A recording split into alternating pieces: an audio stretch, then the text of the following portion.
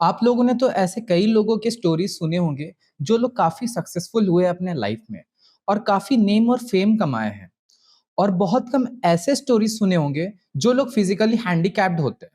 जैसे कुछ लोग सुन नहीं पाते, देख नहीं पाते, बोल नहीं पाते, चल नहीं पाते, ईटीसी ईटीसी। अब सोचिए, इनमें डिसेबिलिटीज होने के बावजूद भी लाइफ में आगे बढ़ते हैं और काफी नेम और फेम कमाते हैं। ऐसे लोगों से हमें काफी सारी चीजें सीखने को मिलती है। ऐसे ही एक इंसान के बारे में पढ़ने जा रहे हैं हम इस चैप्टर में। पढ़ने से पहले आप लोगों का स्वागत करना चाहता हूं अपने इस YouTube चैनल पे जिसका नाम है सरजीज है। उम्मीद करता हूं आप लोग अच्छे से होंगे, पढ़ाई कर रहे होंगे। अप्रैल का महीना चल रहा है, गर्मी काफी ज्यादा हो रही है। आप लोग ज्यादा बाहर ना जाए, घर में सेफ रहे और हाइड्रेटेड रहे, ज्यादा से ज्यादा पानी। क्लास 9 के बाकी चैप्टर्स के वीडियो एक्सप्लेनेशन का लिंक डिस्क्रिप्शन में मैंने दे रखा है। आप इस वीडियो के बाद वक्त निकालकर उन वीडियोस को जरूर देखें ताकि वो चैप्टर्स भी आपके क्लियर हो जाए। आज हम पढ़ने जा रहे हैं क्लास 9 के बिहाई बुक से दूसरा चैप्टर जिसका नाम है द साउंड ऑफ म्यूजिक। इस चैप्टर के दो पार्ट हैं, पार्ट 1 और पार्ट। इस वीडियो में मैं पार्ट 1 कवर करूंगा। ये जो चैप्टर है देबोरा काउली के द्वारा लिखा गया है। पार्ट 1 का नाम है Evelyn Glennie listens to sound without hearing it. तो क्या आप बता सकते हैं लिसन और हियर का बीच में डिफरेंस क्या है? इन शॉर्ट बोला जाए तो कोई चीज अगर आप ध्यान देके सुन रहे हैं, उस पर आपका अटेंशन, उस पर आपका फोकस है, तो उसको लिसन बोला जाएगा। और अगर कोई चीज आप ध्यान देके नहीं सुन रहे तो उसे हियर बोला जाएगा। आप एक पार्क में बैठे, ठीक है, आपके फ्रेंड से बात कर रहे हैं, तो आपका फ्रेंड कुछ भी बोल रहा है तो उसे आप ध्यान से सुन रहे हैं, लेकिन जो बैकग्राउंड में नॉइज हो रहा है आप उसे ध्यान दे रहे हैं क्या? नहीं ना। तो यही डिफरेंस है लिसनिंग का और hearing. Before you read chapter पढ़ने से पहले, God may have taken her hearing but he has given her back something extraordinary. God ने भले इस लड़की का यानी कि एवेलिन ग्लेनी का हियरिंग को छीन लिया है, सुनने की शक्ति को ले लिए, लेकिन इसको बदले में कुछ एक्स्ट्रा ऑर्डिनरी दिए। What we hear she feels far more deeply than any of us. हम लोग जो कुछ भी सुनते हैं वो उसको फील कर सकते, हमसे कई ज्यादा डीपली वो उसको फील कर सकते। That is why she expresses music so beautifully. इसलिए ये म्यूजिक को बहुत ही अच्छे तरीके से एक्सप्रेस कर पाती है। Read the following account of a person who fought against a physical disability and made her life a success story। इस चैप्टर को पढ़ते हैं जो कि एक इंसान के बारे में है जो अपना फिजिकल डिसेबिलिटी से लड़ते रही और अपने लाइफ को काफी ज्यादा सक्सेसफुल बनाई। So let's start the chapter. Rush hour crowds jostle for position on the underground train platform. यहाँ पे बात हो रही है एक अंडरग्राउंड ट्रेन प्लेटफॉर्म का, जहां पर काफी ज्यादा भीड़ था और लोग पोजीशन के लिए जोशल कर रहे हैं, यानी कि एक दूसरे को पुश कर रहे हैं। अ स्लाइट गर्ल, स्लाइट यानी कि स्मॉल एंड थिन, तो एक बहुत ही छोटी सी पतली सी लड़की, लुकिंग यंगर देन हर 17 ईयर्स, 17 साल की थी लेकिन उससे भी कम ईयर की लग रही थी। Was nervous yet excited as she felt the vibrations of the approaching train। ये जो लड़की थी 17 ईयर्स की, उस अंडरग्राउंड प्लेटफॉर्म में नर्वस भी थी और साथ साथ में एक्साइटेड भी थी। अब ऑथर ऐसा क्यों लिखे है कि ये नर्वस के साथ साथ एक्साइटेड भी थी? तो वो धीरे धीरे फील कर पा रही थी उसके तरफ जो ट्रेन अप्रोच कर रहा था, उसके तरफ जो ट्रेन आ रहा था। It was her first day at the prestigious royal Academy of music in London. तो इसका पहला दिन था कहाँ पे? Prestigious royal academy. प्रेस्टिजियस यानी कि हैविंग अ हाई रेपुटेशन, वो काफी ज्यादा नाम था इस रॉयल एकेडमी ऑफ म्यूजिक का जो कि लंदन में था। And daunting enough for any teenager fresh from a Scottish farm. Daunting यानी कि फ्राइटनिंग, इसे डर लग रहा है। इसे क्या, कोई भी टीनेजर को डर लगेगा, क्योंकि ये जो थी स्कॉटिश थी, यानी कि स्कॉटलैंड से बिलोंग करती। टीनेज तो पता है ना आपको, 13 से लेकर 19 तक का जो एज होता है उसे टीनेज बोलते हैं, क्योंकि 13, 14, 15 सबके लास्ट में टीन आ रहा है। ठीक है, तो कोई भी टीनेजर के लिए ये बहुत ही ज्यादा फ्राइटनिंग, डरने वाली बात। लंदन जो है एक सिटी वाला एरिया है और स्कॉटलैंड जो एक फार्म टाइप का एरिया है। ठीक है, यानी कि इतना ज्यादा डेवलप्ड नहीं है एज कम्पेयर टू लंदन। वो फार्म में रहने वाली या फिर एक गांव में रहने वाली अब सिटी में चली गई, उसके लिए ये जो एक्सपीरियंस था थोड़ा सा फ्राइटनिंग था, उसे डर लग रहा था।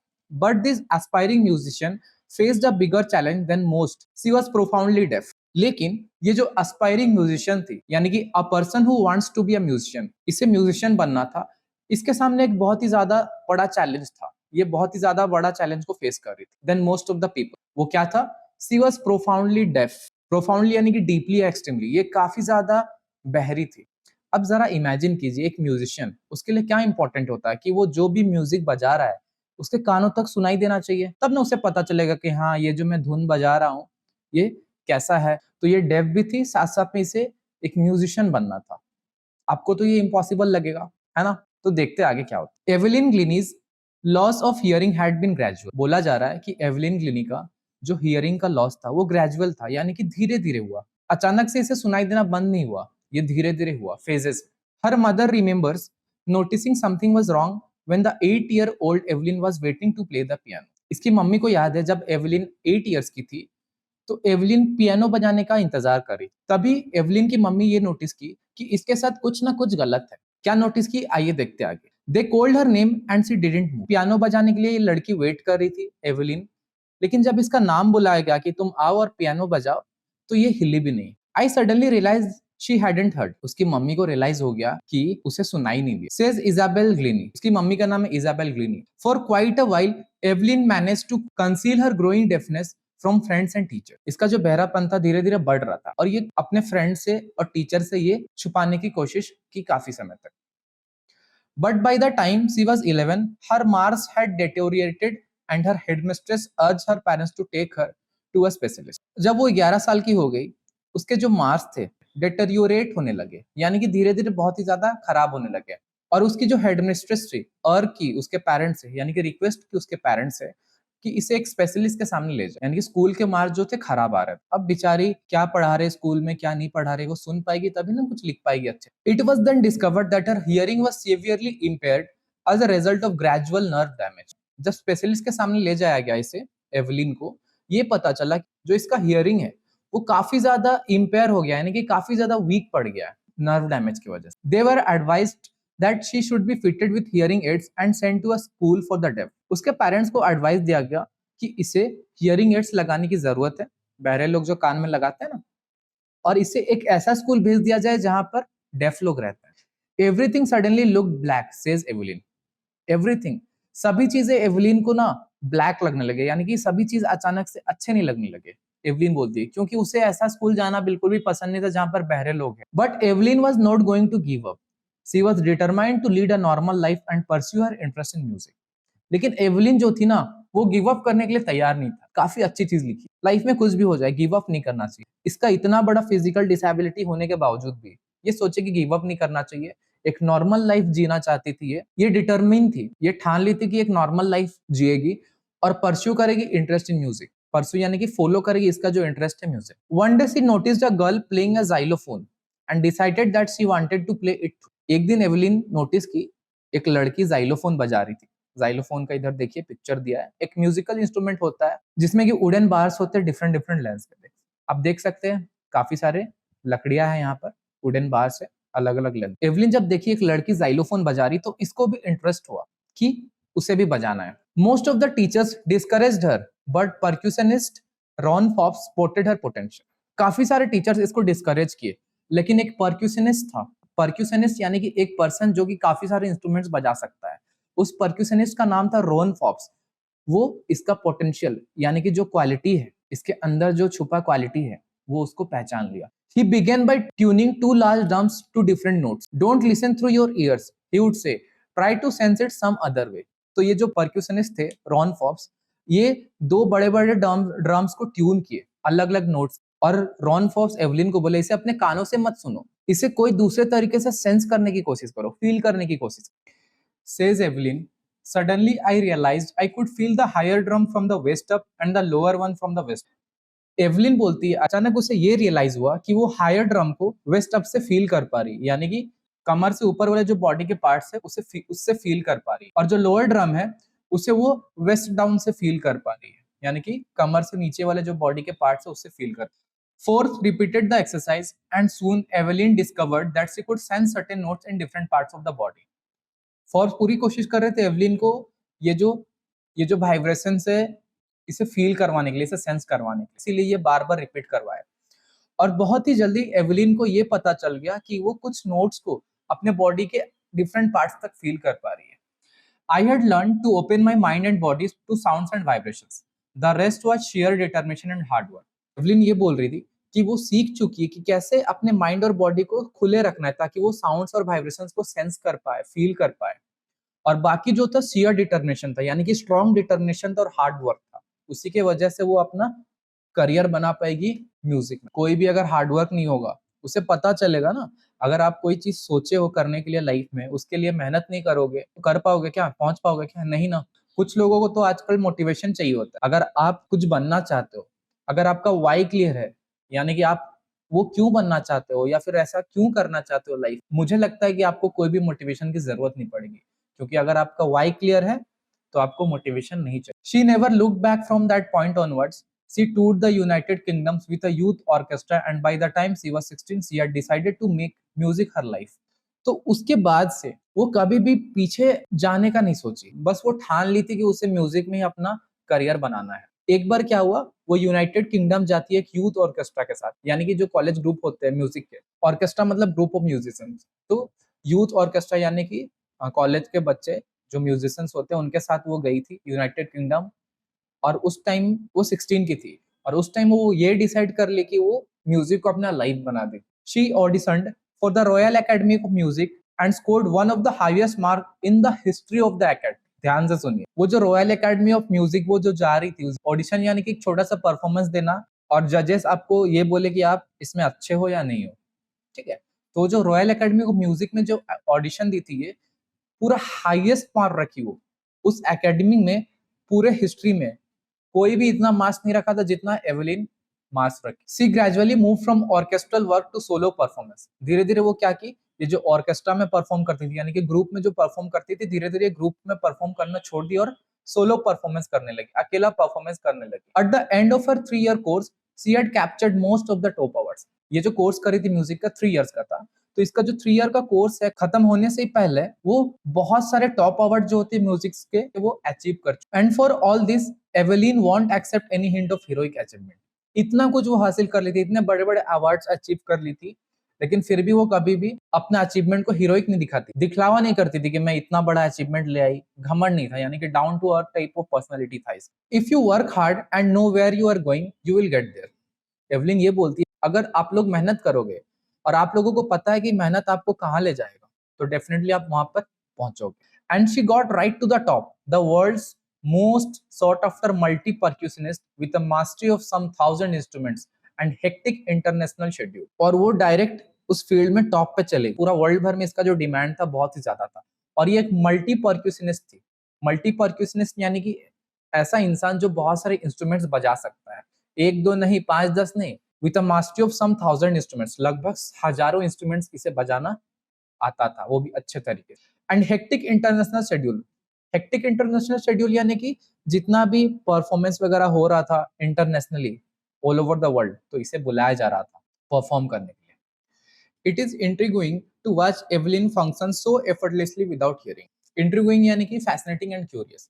जब भी लोग एवलिन को देखते थे परफॉर्म करते हुए, तो उन्हें ऐसा लगता था कि वो बहुत ही एफर्टलेसली परफॉर्म कर रही है, यानी कि उसे मेहनत ही नहीं लग रहा है उसके performance. In our 2 hour discussion she never missed a word.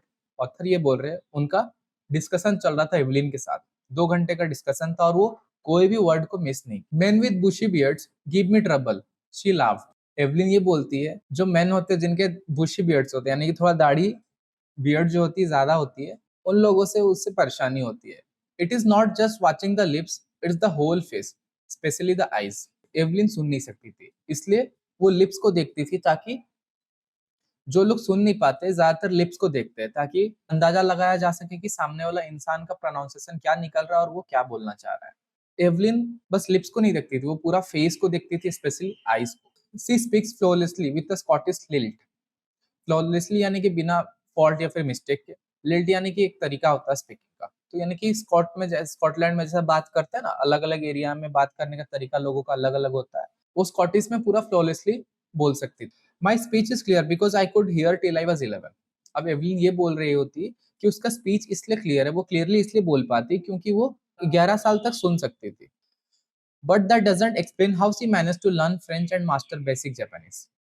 लेकिन ये एक्सप्लेन नहीं किया जा सकता कि वो कैसे फ्रेंच और बेसिक जापानीज मास्टर कर ली।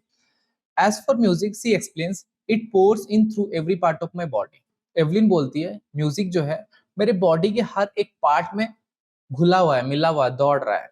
It टिंगल्स in my skin. Tingles यानी कि कॉजेस अ स्लाइट प्रिकिंग और stinging sensation, my cheek bones and even in my hair. तो उसके स्किन में, चीक बोन्स में और हेयर में टिंगल होते थे music. When she plays the xylophone, she can sense the sound passing up the stick into her fingertips. तो xylophone stick लेके बजाया जाता है, तो वो जब भी xylophone बजाती थी, उसके फिंगर टिप्स में वो सेंस कर पाती थी कि जो वाइब्रेशन है, जो साउंड है, स्टिक से होके उसके फिंगर टिप्स तक आ रहा है. By leaning against the drum, she can feel the resonances flowing into her body. Resonances यानी कि echoes of sound. वो जब भी ड्रम बजा रही होती है तो हल्का ड्रम की ओर बेंड हो जाती है, झुक जाती है, ताकि वो जो ड्रम के इकोज है, ठीक है, उसको वो फील कर पाए जो कि उसके बॉडी में दौड़ रहा है. On a wooden platform, she removes her shoes so that the vibrations pass through her bare feet and up her legs. तो जब भी वो वुडन प्लेटफॉर्म में वो परफॉर्म करती है, तो अपने शूज को खोल देती है और नंगे पांव परफॉर्म करती है, ताकि जो वाइब्रेशंस था उसके पैरों से होके, लेग्स से होके बॉडी पे आए और उसे वो फील कर सके. Not surprisingly, Evelyn delights her audiences. Evelyn क्या करती थी, अपने सारे ऑडियंसेस को डिलाइट करती थी, यानी कि बहुत ही ज्यादा प्लेजर देती थी, बहुत ही ज्यादा सेटिस्फेक्शन, बहुत ही ज्यादा खुशी देती थी जब भी लोग उसके परफॉर्मेंस को देखते थे. In 1991, she was presented with the Royal Philharmonic Society's prestigious Soloist of the Year Award. 1991 में क्या हुआ, एवलिन को एक बहुत ही ज्यादा प्रेस्टिजियस, यानी कि एक बहुत ही बड़ा अवार्ड मिला जिसका नाम था Philharmonic societies prestigious soloist of the year award. यानी कि जो लोग सोलो परफॉर्म करते हैं तो उनके लिए एक ये अवार्ड था, और ये जो अवार्ड था बहुत ही ज्यादा प्रेस्टिजियस था, बहुत ही बड़ा award. Says master percussionist James Blades, God may have taken her hearing, but he has given her back something extraordinary. एक मास्टर परक्यूशनिस्ट है जिनका नाम है जेम्स ब्लेड. वो ये बोलते हैं एवलिन के बारे में, गॉड भले ही उसके सुनने की शक्ति को ले लिए, लेकिन उसे बदले में कुछ एक्स्ट्राऑर्डिनरी दिया है. What we hear she feels far more deeply than any of us. हम जो कुछ भी सुनते हैं ना, वो फील कर सकती है, और हमसे कहीं ज्यादा डीपली वो फील कर सकती है. हमें तो सुनाई देता है, लेकिन फिर भी हम इतना डीपली फील नहीं कर सकते, लेकिन ये बिना सुन के भी म्यूजिक को, वाइब्रेशंस को बहुत ही अच्छी तरीके से फील कर सकती है, हमसे कहीं ज्यादा deeply. That is why she expresses music so beautifully. इसीलिए ये म्यूजिक को बहुत ही अच्छे तरीके से एक्सप्रेस कर सकती है, बहुत ही ब्यूटीफुली, बहुत ही सुंदर तरीके से. ये जो लाइन से हमने स्टार्टिंग में पढ़ा था, याद है आपको? Evelyn confesses that she is something of a workaholic. Evelyn confess करती है, बोलती है कि वो एक वर्कहोलिक है. A person who finds it difficult to stop working, यानी कि उसे काम करना बहुत ही ज्यादा पसंद. I have just got to work often harder than classical musicians. मुझे काम करना पसंद, और मैं क्लासिकल म्यूजिशियन से भी ज्यादा हार्ड वर्क करती हूँ, but the rewards are enormous. ये जो मैं काम करती हूँ, जो मैं मेहनत करती हूँ इतना ज्यादा, ऐसा नहीं कि मैं सोचने लगती हूँ कि मैं इतना ज्यादा मेहनत कर रही हूँ, दूसरे लोग तो नहीं कर रहे. वो ये भी बोलती है कि मैं मेहनत करती हूँ, और इसी मेहनत का जो रिजल्ट होता है, जो रिवार्ड्स होता है, काफी ज्यादा बड़ा होता है. तो आप लोग भी आज से ऐसा सोचना बंद कीजिए कि मैं आखिर इतना पढ़ाई क्यों करूँ, कोई तो नहीं पढ़ रहा है. मैं इतना काम क्यों करूँ, कोई तो नहीं कर रहा. मैं इतना मेहनत क्यों करूँ, कोई तो नहीं कर रहा.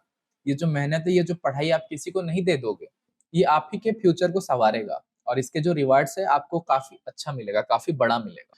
Apart from the regular concerts, Evelyn also gives free concerts in prisons and hospital. Evelyn जो है कंसर्ट्स तो करती थी, लेकिन वो फ्री कंसर्ट्स भी देती थी प्रिजन्स और हॉस्पिटल्स में, जेल में और मेडिकल्स में. She also gives high priority to classes for young musician. वो जो यंग म्यूजिशियंस है, जो लोग भी म्यूजिक सीखते हैं, इंस्ट्रूमेंट बजाना सीखते हैं, वो उनको हाई प्रायोरिटी देती है, यानी कि बहुत ज्यादा इंपॉर्टेंस देती थी. Ann Richlin of the Beethoven Fund for deaf children says.